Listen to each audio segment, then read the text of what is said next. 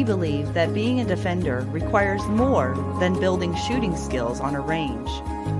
It's also a development of the heart, mind, body, and spirit. Join us as we explore what it truly means to be a defender in your training and in your everyday life. Welcome to Defenders Live.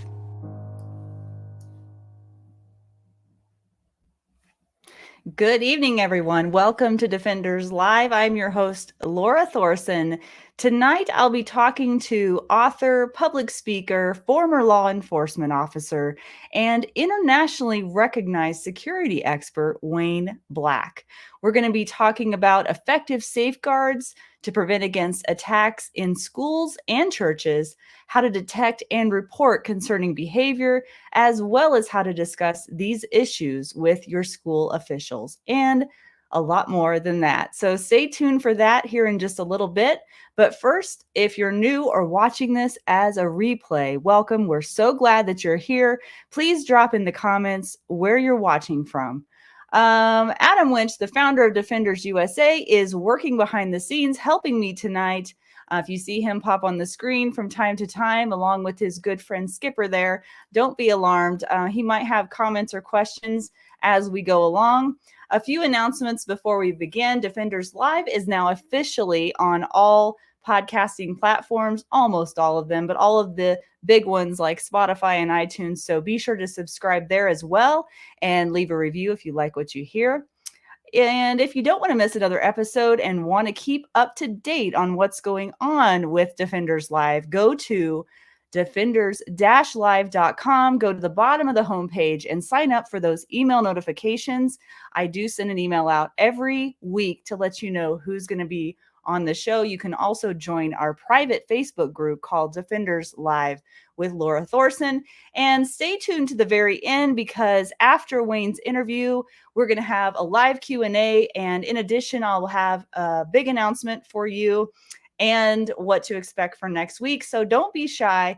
If you have comments throughout the show, be sure to put those in the comments, chime in. That's why we do these shows live, so that we can hear from you guys and engage with you as well. So really happy to see some friendly faces here, some friendly names, I guess. I can't really see your faces, but friendly names. Kathy from Arizona is in the house. Brent and Marissa from Colorado.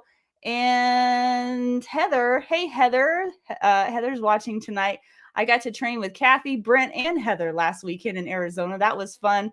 Nancy from Montana is back. Hey, Nancy, good to hear from you. Let me know, did you get that book in the mail? Nancy was a winner of one of our drawings. And the guy next door, Mr. Wagner. Hey, Sam, good to see you as well. So let's get right into the interview with Wayne. We've got an important topic to talk about tonight. We're going to have some fun towards the end of the show, but a little bit more of a serious topic with Wayne. And Wayne has quite the bio here. So just get your popcorn, relax, and sit back.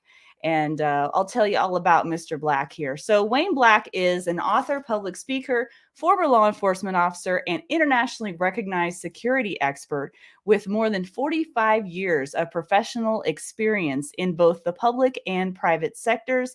He is the founder of Wayne Black and Associates Incorporated. For more than a decade, he was the security advisor and protection detail lead, traveling internationally for former Secretary of Defense Donald H. Rumsfeld and the Rumsfeld Foundation. Wayne routinely provides detailed threat assessments for schools, churches, synagogues, hospitals, and other facilities. He has personally supervised protection details and special threat assignments in the U.S. and overseas.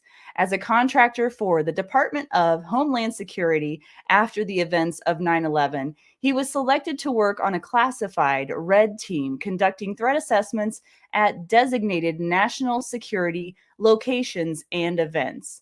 During the first Gulf War, he designed and managed an accelerated security clearance program for the U.S. Department of Energy. He also trained DOE officials in security operations and personal protection. He is qualified to testify as an expert witness regarding security In federal and state courts, he's a nationally certified firearms instructor in pistol, rifle, shotgun, and range safety officer training. He's served as a law enforcement group supervisor at the Miami-Dade State Attorney's Public Corruption Organized Crime Unit. Prior to that, he was assigned to the U.S. Justice Department's Interagency Task Force at the U.S. Drug Enforcement Administration, where he received numerous awards and commendations from the Department of Justice and the U.S. Attorney. Wow, that's a lot in that bio. Really looking forward to getting into this interview with Wayne. So let's welcome Wayne onto the show. Hi, Wayne. Oh, let me unmute you here. There you go. Thanks for having me. You bet. That was a long list of credentials, Wayne. I'm out of breath after all of that. That just means I'm an old guy. I've been around too long. Yeah. No, I don't think so. Well, I appreciate you taking the time with us tonight. You obviously know a thing or two about what you're talking about. And recently, you wrote a book in 2023 called School Insecurity. And it's a comprehensive guide for parents and educators on school security, protecting your children, and fostering a safe learning environment. So why now did you decide to write this book, School Insecurity? We've seen these crazy shootings over and over again at schools. I think most of us remember Columbine, Sandy Hook, all those, and they just continue to happen. Mm-hmm. So the name of the book is School Insecurity, and it's really a guide for parents and grandparents. My assessment checklist is in the book. So what the goal would be in this guidebook to have parents and grandparents take it to the school board meetings and turn to that page or those pages and say, are you doing these things? And if you're not, why aren't you? So we can only be so many places at the same time. So hence the guidebook. And look, there are a bunch of reasons that we hear after every school shooting, reasons that happen, but there's not one good reason for a school shooting to happen the way they do. There's not one good reason for any child in America to be hurt at a school. It's just a matter of people doing the right thing and preventing it. If it's typically these school shootings are predictable. So in the book, I predicted that we're going to have more. Since the book came out, we've had 2 or 3, and I predict more. So really, if it's predictable, it's preventable. As simple as that. Well, I think that's a good overarching idea of what we're going to talk about tonight.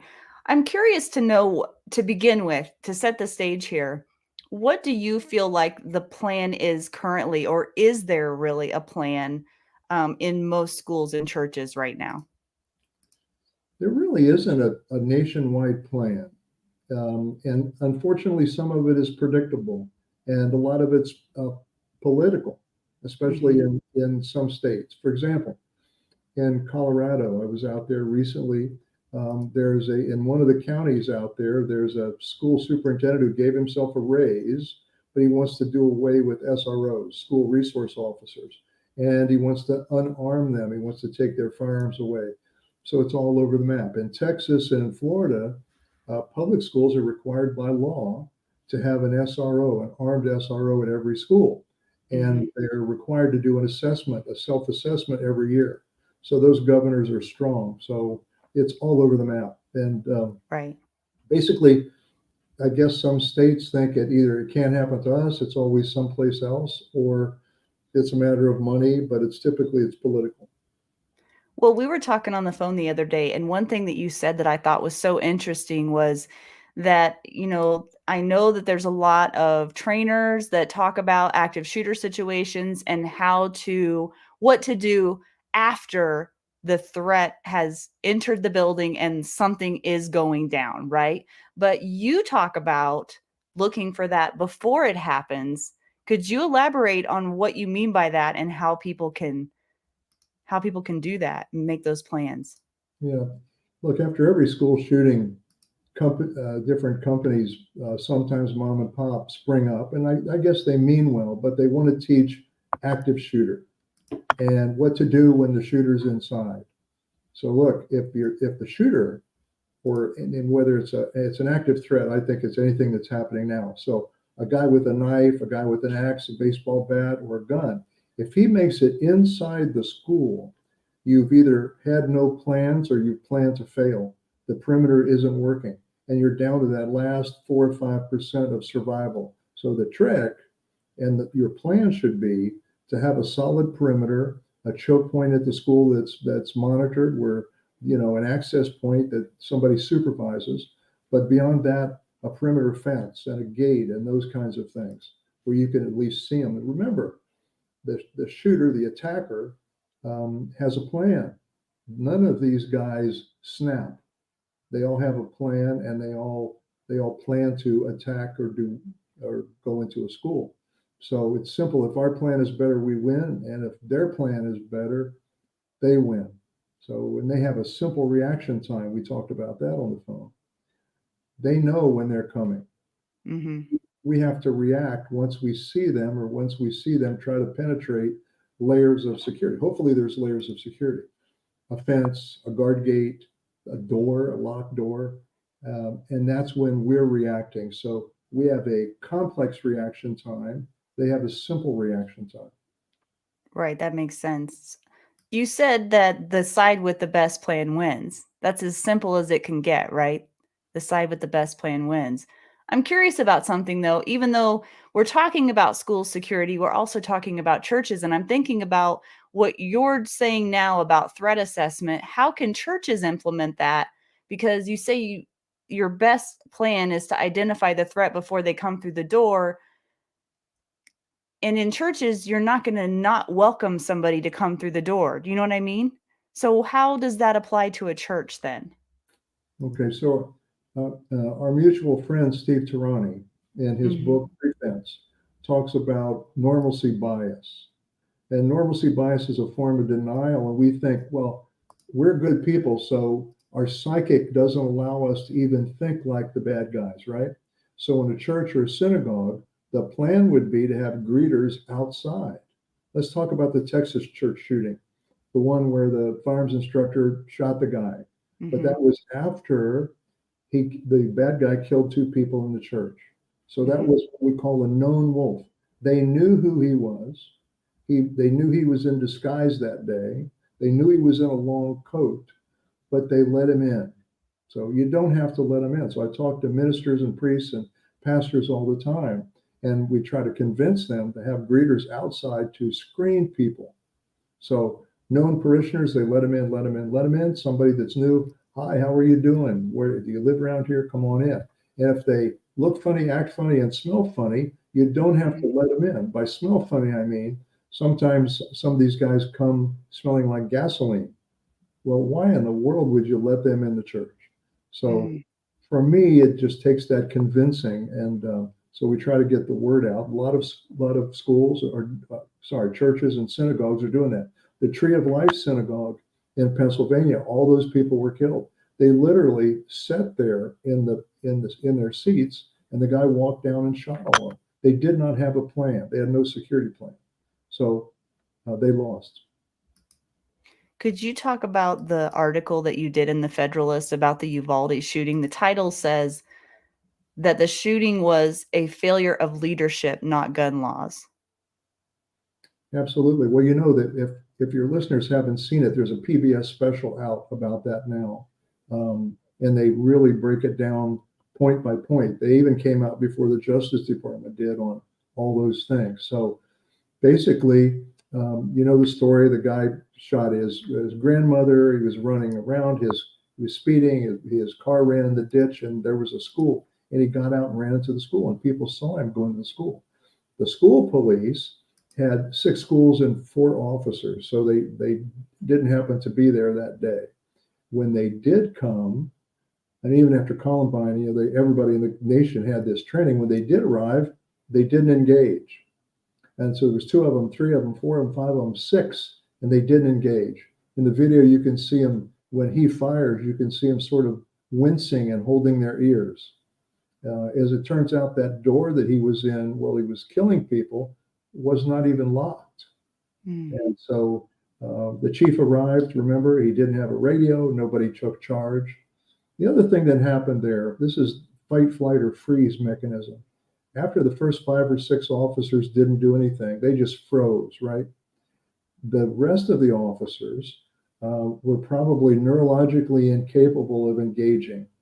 They suffered from groupthink because they didn't have the proper training and they didn't have the proper muscle memory, and they just froze. So 70 some officers there for over an hour, and it wasn't until the BORTAC, the Border Patrol tactical officer who was getting a haircut, came and just he didn't get involved in the groupthink. He just went in there with his guys and neutralized the shooter. But that's what happened. It was just terrible, especially after everything else, after Columbine and all the training. Those guys just didn't have the training. And I think something like that's going to continue to happen. Look what happened in Parkland here in Florida, about 11 miles from here. Same thing. The sheriff's office deputy assigned there did not engage, and nobody engaged for a long period of time. Wow. I just have a hard time wrapping my brain around that. But then again, I guess I wasn't there, but it's just. No, I don't either. Look, if you're a law enforcement officer at a school and you're not going to engage, and you're not 110% positive you're not going to engage, take that badge off and sell car insurance. I agree. Yeah, I remember watching a video of a guy, I think it was a school security officer, an officer of some kind. It wasn't law enforcement, I don't think. But he was assigned to this school and something happened. I think one of the kids left the school and just down the road was in a horrific accident or something. And he wouldn't go help. And when the principal confronted him, he basically just like said that wasn't his jurisdiction or something because it wasn't the school property. And the guy's like, what? He was so confused by that. And it just baffles me how someone wouldn't just think to go help somebody. It just doesn't make sense to me. But yeah, that's just something that popped in my head when you said that. Yeah. Look, what happened in Uvalde and other places couldn't be more outrageous. As compared to the Tennessee example, remember, the officers responded fairly quickly. They went right and they immediately engaged the trans shooter, but not after she killed a staff member and 4 or 5 kids.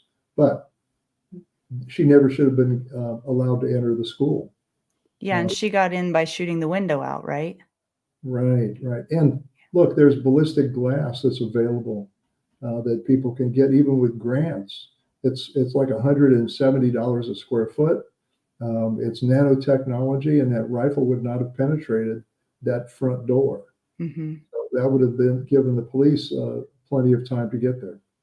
Well, let's talk about that. Let's talk about some of those things, the hardening strategies to make a building a harder target.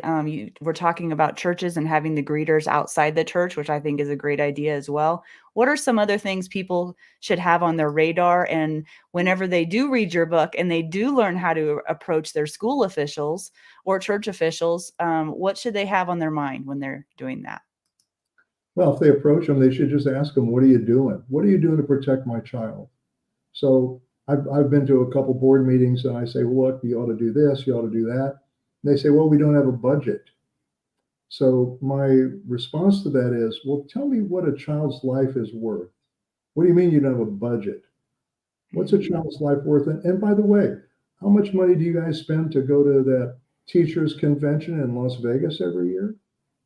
So we have to be strong. And we've seen what's happening all over the country with this woke stuff and this training of young kids with all these sex-related issues. Where's the security? Spend that money on safety and security for the children. What's a child's life worth? So a lot of school boards really don't like me. Parents and teachers like the book. Grandparents love the book, but there's a few school boards who really don't like me. Now, compare that with private schools.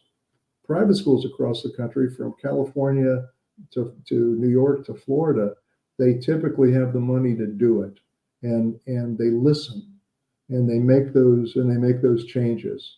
One of the things is every teacher, every staff member should have a radio, and you can get radios that go 5 miles for $15 a radio. You can buy them on Amazon. So the plan would be that the teacher in the classroom has that radio on channel 1. That's the emergency channel. If something happens at the school, Everybody dials in on channel 1 and says, lockdown, there's a stranger. If that teacher sees it, then he or she can call a lockdown. They take the kids on the playground, they can talk to each other on channel 2 through 16. But if they see someone that says stranger come over the fence, they switch to channel 1 and they say there's somebody coming into the school. That's so simple and it's so cheap. But yet a lot of public schools don't do that. They have some app, and maybe they have an app and their app isn't turned on, or their phone's on silent, or they don't have their phone, or they're talking on their phone. It's just really simple. People have to just decide. They have to decide to be stakeholders and protect our children. It's really simple. And you talk about detecting concerning behavior. What do you mean by that? And then you say reporting it properly or to the right people. Yeah. So we call it OCB, observable concerning behavior. There needs to be a plan in the school, and people need to be sensitized. For example, if a child comes to school and they're bruised, or they look different and smell different and act different, and they cry during the class or something like that, let's do something about that. Adolescents have problem with stress, right? They think the world's coming to the end of end of the world if they break up with their boyfriend or their girlfriend. So hopefully schools are sensitive to that, and they have guidance counselors and things like that. All these school shooters, they're not snapping, they're deciding, and in 99% of them there are red flags, things that the schools and the staff and the neighbors and the teachers missed, little red flags. I don't know what they'll say things like, I don't know why I'm living, I'm not going to take this anymore, I'm going to shoot. They actually, in Parkland, that guy was telling people he was going to shoot up the school weeks before the shooting, and nobody did anything. So it's a matter of doing that. DHS has a great program called BTAM, Behavioral Threat Assessment Management. And I recommend that for every school teacher and principal and school board. It's a great, great program. Do you think it's that they aren't aware of the behavior, or that they're just not brave enough to report it? Or it seems as though many people just don't, like, for example, when something bad is happening to somebody, instead of coming to their aid or calling 911, people will like start recording it on their phone. Do you know what I mean? Yeah, we see that all over. Like, we see it every day on TV. It's a combination of things. They haven't been sensitized to it. They haven't been properly trained. Sometimes they think, well, it's none of my business, or I don't want to say anything because they might sue me, or who knows? I've heard all the different excuses, or it's mental health, it's HIPAA. None of that is true. The only thing that applies is a Latin phrase called in loco parentis, which means in place of the parents. And if you're a school administrator or a teacher at any level in school, you're there in place of the parents, and you've got an absolute duty to protect those children in your care while they're there at school. Yeah, and it's such a helpless thing for parents too, because I'm wondering what your opinion is on mom. I honestly think mama bears are the best in the world, the ones that are going to the school board meetings and asking the hard questions. The thing about it is, though, you go in and you can ask the hard questions, but how can you actually make some kind of tangible progress before something bad happens? It seems as though it's always after something bad happens. And if it's not close to you regionally, you don't feel as affected by it. And especially in Montana, you might have the attitude, well, those kinds of things won't happen here. And I Yeah. don't believe that to be true at all. Well, people always say it can't happen here until it does, right? So Mhm. it happens all over. Look, the recent one in Iowa, the Yeah. little school in Tennessee. What can parents do? You've heard of Alyssa's Law, named after Alyssa Aladeff, who was killed in Parkland. Her mother, Lori, ran for school board after that to make a difference, and she's now the chair of the Broward County School Board. So that's what you can do. Get involved politically. If you've got a school board, look, school boards are so political. They spend hours arguing over what color furniture they're going to have in their offices, right? If you've got a school board that doesn't care about children as a priority, child safety, get them out of there, vote them out, run against them, rise up and protect your children and your neighbor's children. That's the neat thing about Moms for Liberty, right? They're doing they're protesting the different textbooks around the country.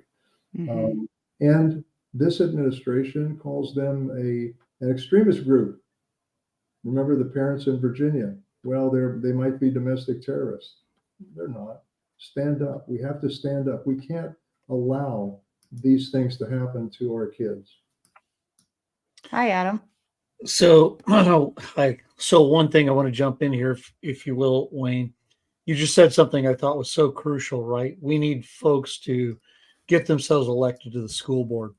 Use the example of the school just in Iowa. I was there helping two other guys teach active shooter type stuff to schools in Iowa. We invited that school. They completely ignored it. And then several months later, here's what happened. So to me, it seems like the grassroots to all of it is doing exactly what you just said, which was get elected to the board. Well, Is that, oh, we lost I him. think he pushed the wrong button. Uh-oh. Well, let's hope he comes back. Uh-oh. Hi, Carla. Oh, he's back. Good stuff. Wow, he's quick too. Hey, Wayne, welcome back. Was it something I said? I don't know. Did you push a button and leave us? No, I don't know what happened. Oh, you were just gone. I don't see you now, but I don't know what happened. We've got you. We can see you. You can't see us? I can't. Oh. Is he playing a trick on us? He'll be back in a minute. We're going to see how patient our audience is. Does Skipper have anything to say? Come on, Skipper. Talk to him. Can Skipper speak? Does he know any tricks? Zero, except for Zero?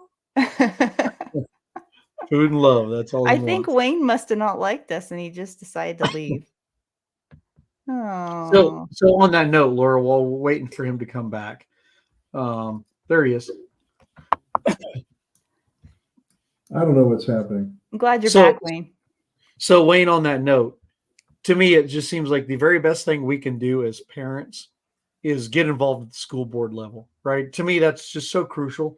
The problem is if you don't have a kid in that specific school district or school, maybe you're not interested in it yet. We need those people there. So what are the steps you recommend? Just go out and start campaigning and try to get on there. What do we do to get people to be interested in being the school board? Because that's foundational to the key to the safety of our kids.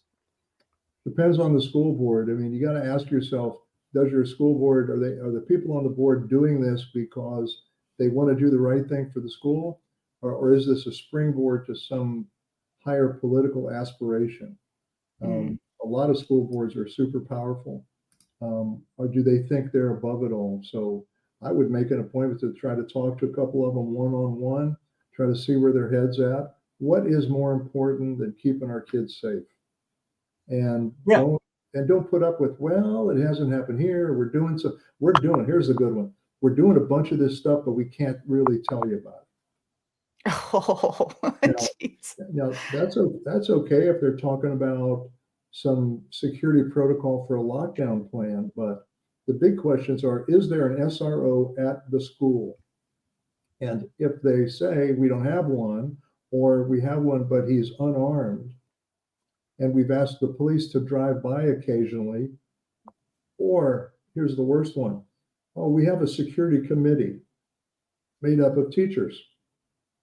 So what do they know about security? So if the answer is no to any of those questions, then you've got a problem in your school. I use in the book that, the Jeff Foxworthy approach, the jokes where he says, if you cut your front lawn and you find your inside furniture, you might be a redneck.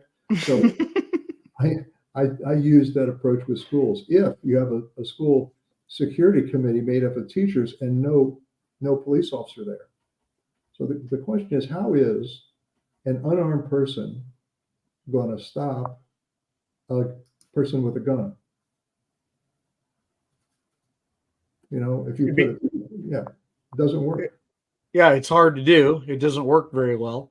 But yeah, just when you brought up the school board, that just to me keyed something that I think more of us should be doing. If we can get those who are listening to do this, go run for your school board. That's where the changes are made. It's nowhere else. It's on that school I board. think and educate yourself as well. I mean, just, you know, just running for it and then not knowing what to do from there isn't, I mean, at least you'll be in a position then to make some change, but you need to know what that should be. Yeah. Yeah. Look, the bottom line is, guys, Adam and Laura, we got to get involved. We have to get involved in our schools, parents and grandparents. We have to go ask the tough questions. But who's running security? Is there a supervisor there? Do we have a choke point, a single or 2 or 3 points of entry? And are they monitored? Mm-hmm. If you visit your school, here's the thing that I do when I'm doing an assessment. Let's say I'm going to meet the headmaster at 9 o'clock or the principal at 9 o'clock. I get there at 7:30 and try to get in the school. And most times I'm sitting in a classroom at 8 o'clock when the kids come in. No kidding. Because the doors are unlocked. Sometimes I walk through the hallway and nobody says, "Can I help you? What are you doing?" Wow. I'll show up on a playground and nobody says, "Well, what are you doing here?" And so that's a problem. The other thing to ask is, what does my school do in a bomb threat? What's the answer to that? A lot of schools evacuate. Well, how stupid is that? First, there's probably never been a bomb go off that I can find at a U.S. school when the bomb threat has been called in. They called it in to harass the school, to get evacuation, to get out taking a test, right? That you know what that is. And I've then never done that though. I haven't either. But what do we do when there's a bomb threat? A lot of schools evacuate. Well, Mhm. where do they go? They go out in the parking lot. That could be a target workup. Right. Shooters don't shoot what they can't see. We do the same thing with a fire alarm, not a fire drill, right? We got to do those pesky fire drills that we're using the 100-year-old fire marshal's rules and regulations. Okay, we got to do them. Does anybody consider there hasn't been a child burned in a school since 1950, and that was a little wooden school in Texas? These schools don't burn, but almost every shooter pulls the fire alarm. Why? Mm. So they can get people outside and shoot at them. So we would call that a CCA, a complex coordinated attack. Just think if you had 2 or 3 shooters and you pulled the fire alarm and the school wasn't prepared, they didn't have this plan, and everybody ran outside. Just think of how many casualties you'd have. Yeah, it's kind of seems like common sense, but Well, it is, but yet we default back to the security committee.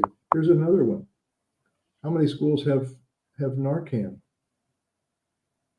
Narcan for fentanyl overdose is over the counter. We've had 120,000 people die in the United States of fentanyl overdose, sometimes children.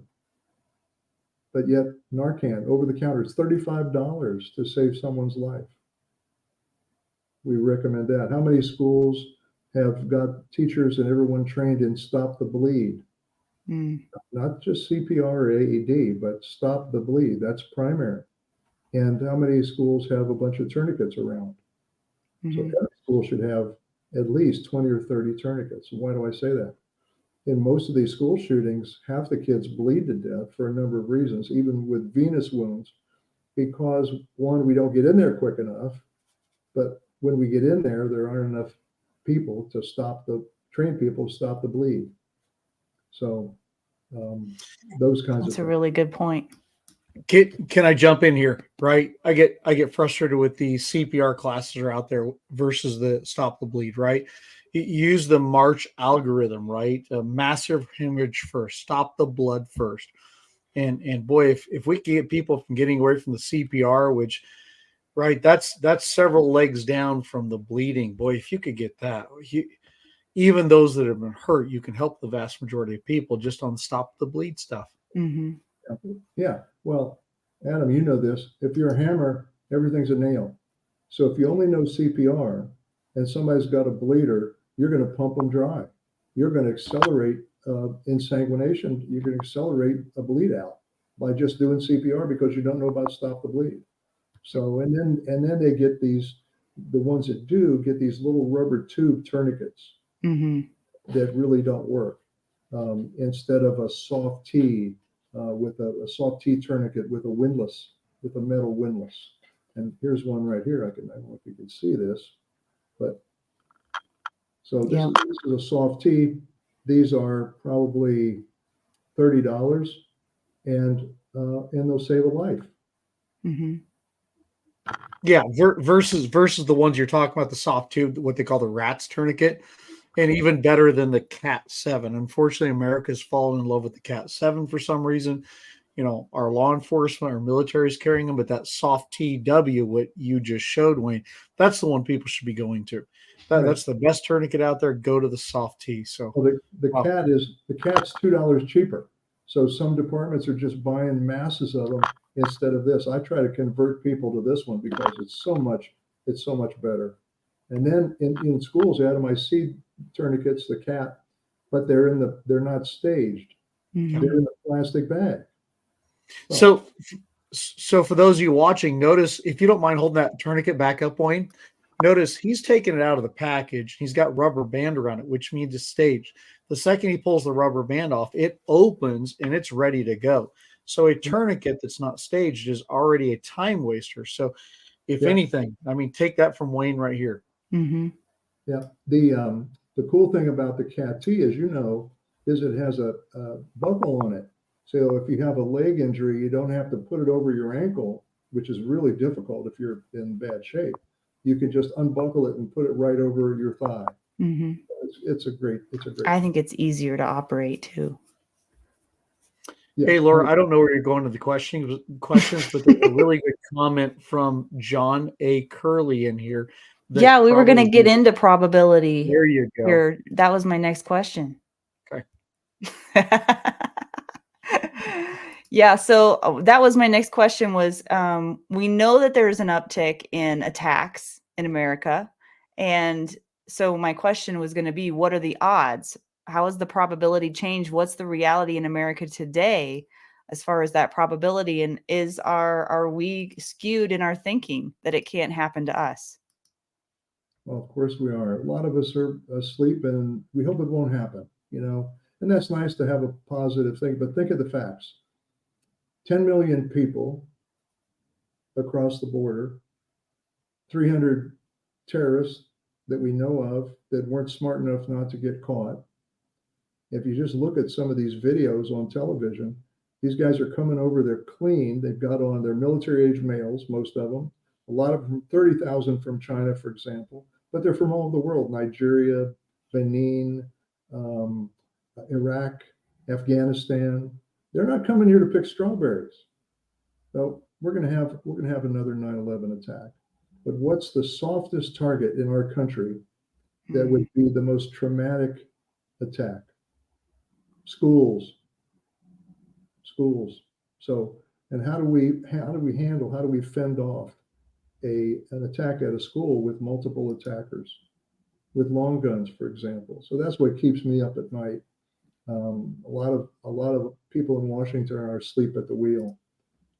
I predict we're going to have more school shootings. I predict we're going to have more terrorist attacks, but I hope that the two don't combine, and I hope we don't have a terrorist attack at a school. But we're certainly not prepared for it. Well, I just want to remind you guys that we're going to have a live Q&A with Wayne here in just a minute. But before we get to that, Wayne, could you let people know where? So I put in the description the link of where you can buy Wayne's book. It's simonandschuster.com, but there was a whole it was a long thing. So I just put it in the description so you could click on it and go there to buy his book. And and then Adam put that. And then there's a whole bunch of other information there too. What can people expect from that book, Wayne? Well, it's a guidebook. It's really inexpensive. I think they sell it for $17. It's on Amazon, Books A Million, Barnes & Noble. On my website, wayneblack.com, you can just click on it. It talks about how to help protect the school, basically. And I don't hold back. I talk about Columbine, Sandy Hook, give some examples and what we thought of them, some analysis, and then basically my checklist is in the book. There's some information there about grants that schools can get for security, issues about cameras and things. So it's pretty much it's a guidebook, and that's what we wrote it for. I didn't write it to make any money. I think that after everybody gets charities and everybody get a little money, I think I get $1.25 a book. Haven't seen anything yet, but it's #1 on Amazon today. So I really appreciate that. So is there anything that we missed, Adam or Wayne? Is there anything that we missed that we didn't go over that sounds like we did, Adam? Do you have a question?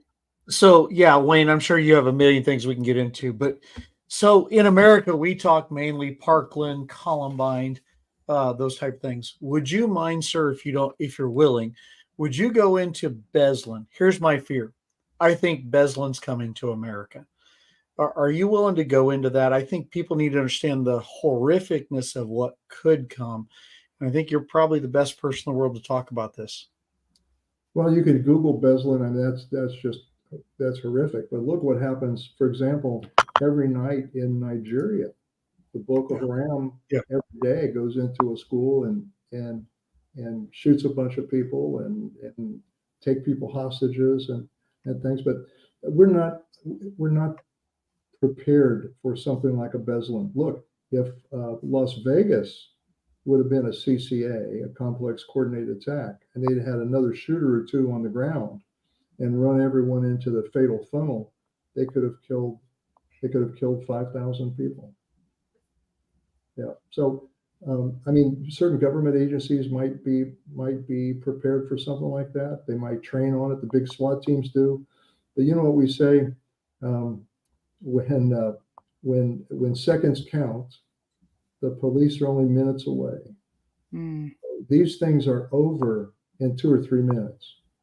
That's why we need an SRO at the school, but with a radio that can call 100 of his buddies with a push of a button to come help him.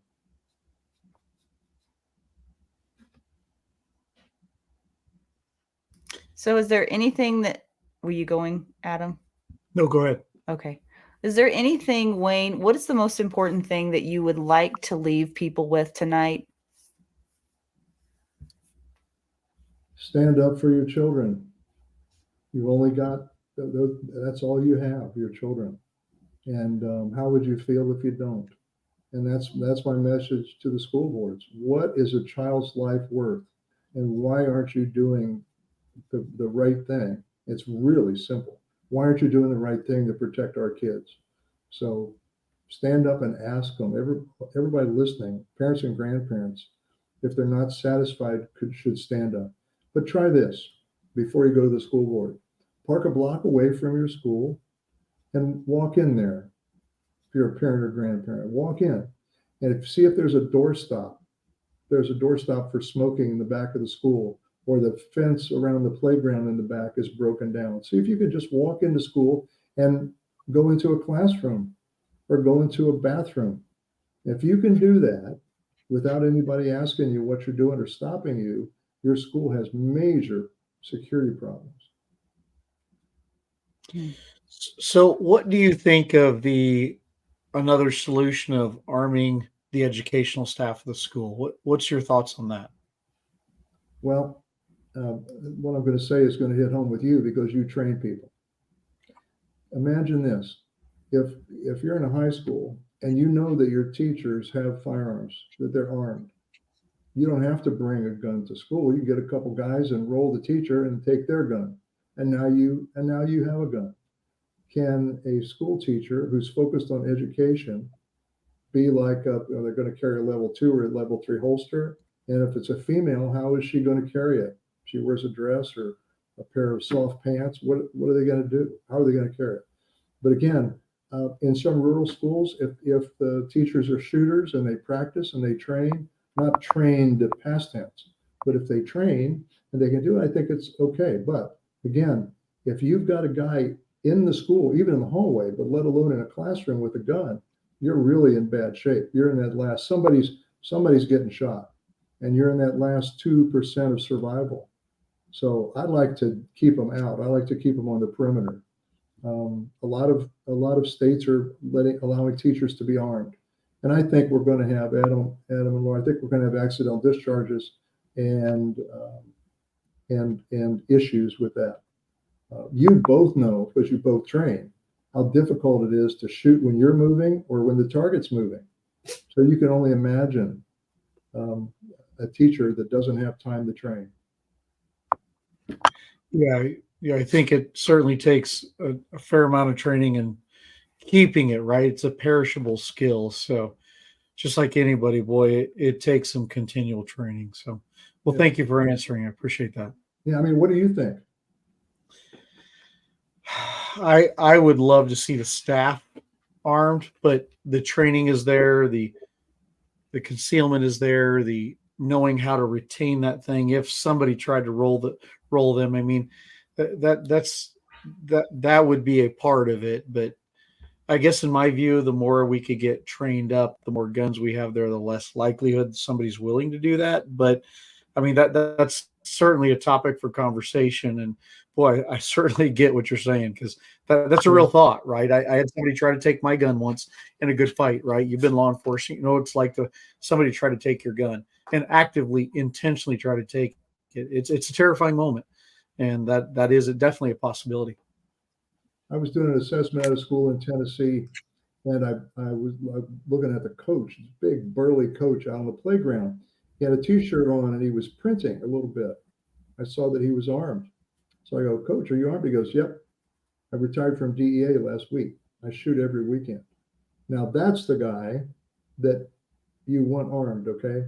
And I think they let him be armed because they didn't want to pay for an SRO or something. So they thought they got both. But at least that he met the criteria of somebody that you would trust. Nobody's taking his gun, and he shoots all the time on his own. So that's good. But that whole weapons retention thing is huge. Yeah. Okay. I have to say, though, you can wear a gun in a dress and yoga pants. You just haven't heard of the Enigma yet. That's what I use. But that's a whole other conversation. It can be done, Wayne. It can. Yeah. What's that lady's name that you see at the SHOT Show that has all those holsters? Probably Dean Adams, or Yes. maybe Yeah. yeah. Dean Adams. Yeah. She has like a corset holster and a leg holster and all kinds of cool stuff. Yeah. And then of course, Filster, they have their fantastic Enigma that hides things so well. So yeah, there are ways. Yeah. Well, then let's talk about this. How many new shooters do you know that come? I don't know if they come to your class like this. They come to mine sometimes. They'll go to a range and say, okay, what do I need to carry? I want to carry guns. It's my first gun. Let me buy one. And so the sales guy wants to sell them a gun. Oh, I don't want that one. I want a smaller one that I can carry. So they sell them like a 25 or a 32, some kind of round that won't penetrate a belt, a leather belt, right? And so it's comfortable. It's in there. They can put it in their pocket. It's not heavy, but you couldn't stop anything with that.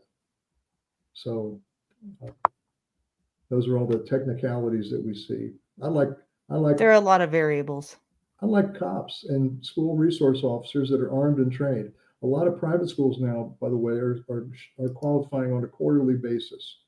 So that's really good. And a lot of them have gone to red dots on their pistols. Some of them are carrying Glock Model 45 MOA with an RDS, and that makes a huge difference in their training. Patrol officers across the country typically qualify only once a year, and they complain about that. Special teams are qualifying a lot. Down here, SWAT teams are shooting 20 hours a month, something like that, every month required, and they shoot more, of course. Which is good, which is really good. And I like the fact that you brought up, that a lot of people, police officers and others are going to the DOT system or the RDS, red dot system, right? And to me, especially an active shooter incident, you're possibly making a very long distance shot. And that dot has the high precision than, say, the sloppy sights that are on the gun. So I think that's a really good idea from the defensive aspect. I just spent all day today training 2 different SWAT teams. I don't know, 20 or 30 of those dudes and dudettes in there. And every one of them were on a dot system because it was so high precise. That's a clue, right? And I just thought that was so good. So from the active shooter, school, church, anything else, I think it's almost a mandatory thing in my mind to go to that dot system for that extreme high precision. So I'm glad to hear you say that. That's just helps No. reinforce something that I've thought. But Yeah, also keep in mind that the dot doesn't make you a good shooter. It just helps you if you already are a good shooter. well, if you have the dot and you have good trigger control and all the other fundamentals, you're good. But Mhm. for those listening with the dot, you have one focal point. You look at the target. You don't live in the optic. Right. You look Yeah. at the target. And look, if the saber-tooth tiger is coming at you, you're not going to necessarily look at those sights. You're going to be praying and spraying just autonomically. But with the dot, you really have a good chance. Yeah. Well, glad to hear that. Laura, I'm going to back out. I was appreciative of hearing that, sir. Thank you. Yeah. All right. Well, I don't see any other questions. There was that question about Russia, but then you answered that one. So I don't see any other questions, Wayne. And I know that you're on the East Coast, so it's a lot later there. So I do appreciate you staying up so late with us tonight and spending time with us. Is there anything that we missed? I don't think so. I'm happy to help. I'm happy to talk to anybody. It doesn't cost anything for a school to call me and we can give them some advice. We've got some standard flip chart emergency procedures. That's another thing we should talk about. Sure. Does the school have an emergency flip chart? Just a simple little thing in every classroom. So a teacher can go over, it's on the wall, flip it. It says bomb threat, dangerous stranger, missing child, medical emergency. They just open it, flip to it, and then they have 4 or 5 sentences that they know how to do. That should be easy. Schools buy these big 3-ring binders. Somebody pays 40 or 50,000 to them for some kind of company that just keeps reprinting them, and nobody looks at them. In an emergency, you're not going to go to a 3-ring binder and try to flip to page 42 to see what you should do. Right. Yeah, that's a good point. I really like the flip chart approach. So if people want to get in touch with you, Wayne, they can go to your website, wayneblack.com. And you actually go to schools also and do assessments in churches as well. Is that right? I do all the time. That's my life. My real office is an airplane seat. Oh. I'm flying around doing assessments, and we're kicking the tires, and hopefully people will learn. I don't get invited to a lot of public schools, and that's because they don't want to hear it. They don't know what they don't know, but they don't want somebody from the outside telling them that they've got a problem, because then I've given them a hot potato and they don't want to get their hands burned. So that's also a problem. Show me a school that hasn't had an assessment in the past year, and I'll show you a school that's not safe. Oh, we just got a new question in here. John wants to know, could you talk about the connection between bullying and some school shootings and the fact the Florida shooter actually sought help and was turned away? Yeah, talk about the connection between bullying and some school shootings. The Florida shooter actually sought help. Yeah, that's correct. John's pretty astute. I've read some of the books by John Curley, and so you expect him to ask these questions. So in Parkland and in a lot of schools, people cry out for help. They've been bullied, and they don't get help from school, so they take matters in their own hands. And a lot of these people that have been bullied turn out to be shooters.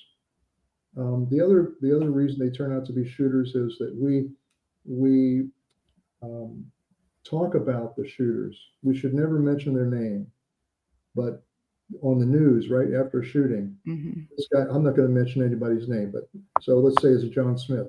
So John Smith was a nice kid, and they're showing high school pictures and grade school pictures and church pictures of him in church and all that stuff. Well, those are 10, 12-year-old pictures, but the news pushes them back up.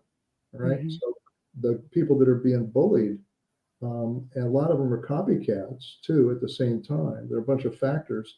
They want to be like this guy. They want to be like John Smith who shot up the school. And they say that.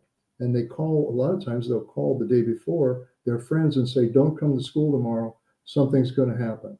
Sometimes they say to their friends, I'm going to shoot up school tomorrow. Don't come.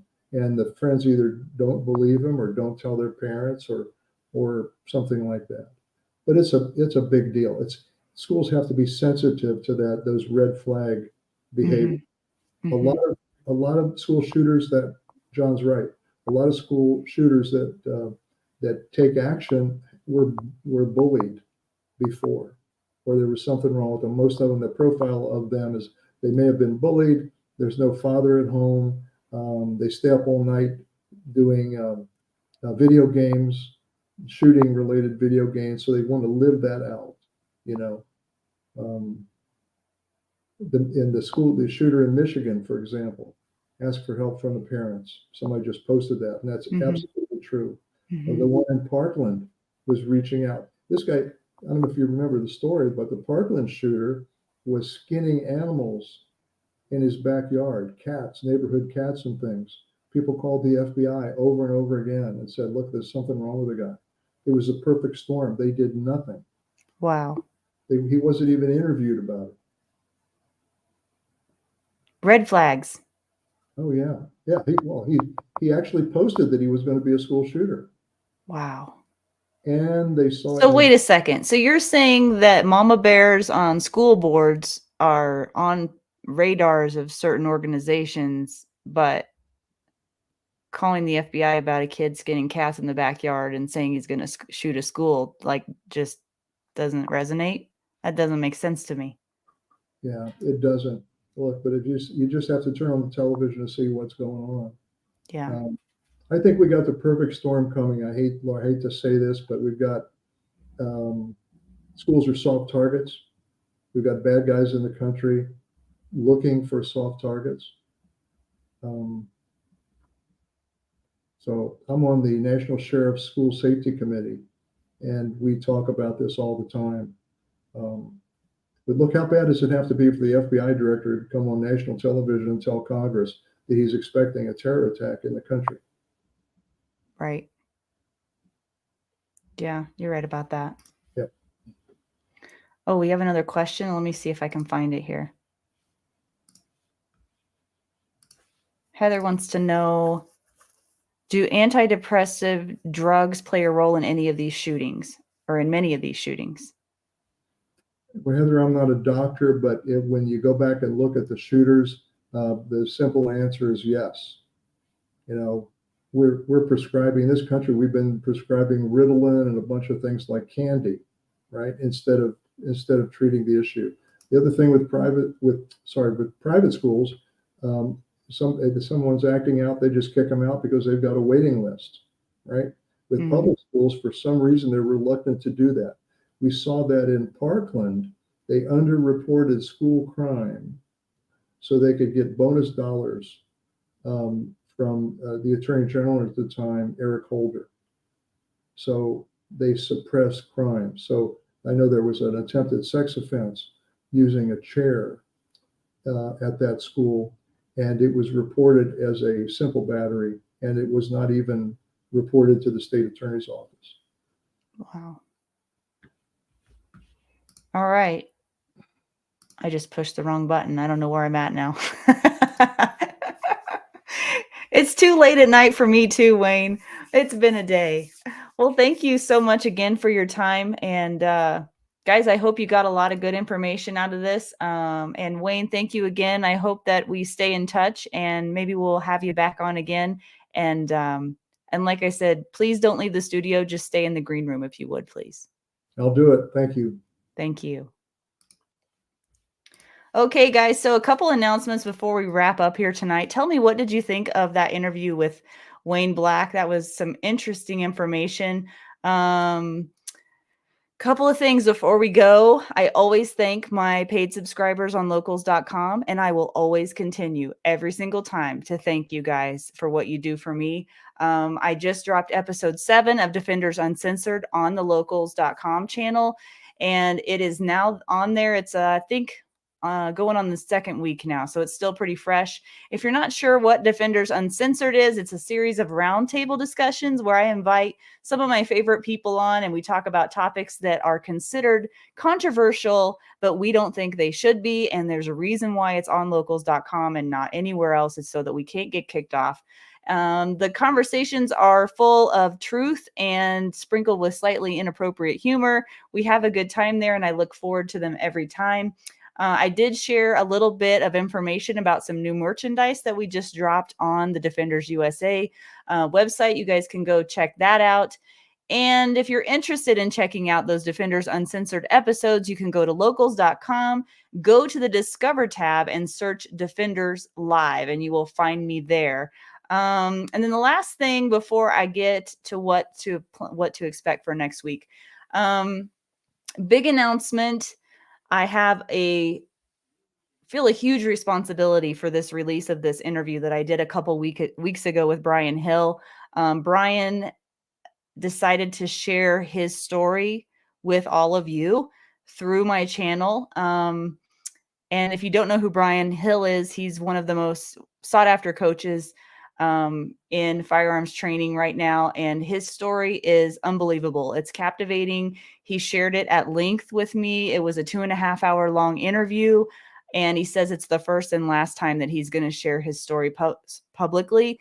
I don't really know how to describe it to you other than it was really hard for me to get through at times. And even for him, I think at times too. You'll just have to watch it for yourself. But I plan on releasing that early to my locals paid subscribers, probably next week. So stay tuned for that. Be looking for that. It's a very real, very raw interview, and it was very impactful for me to be a part of. And I think no matter what walk of life you come from, you will find value in it, and you find it to be very raw and inspiring, and it's lots of adjectives, but looking forward to sharing that with you. So stay tuned for that on the Locals channel. And I hope it's as impactful for you as it was for me. So, and then what to expect for next week. I can't even lie, guys. It's Valentine's Day next Wednesday. I want to come up with something clever for the Valentine's Day episode, but honestly, I haven't yet. So I will hear from you guys, hopefully in the comments, if you have any good ideas for Valentine's Day special. Stay tuned for that. I'll be just as surprised as you are as what I come up with, but it'll be good. It'll be worth it, as every episode is. And I look forward to seeing you all next Wednesday, 7 p.m. Mountain Standard Time. Until then, take care.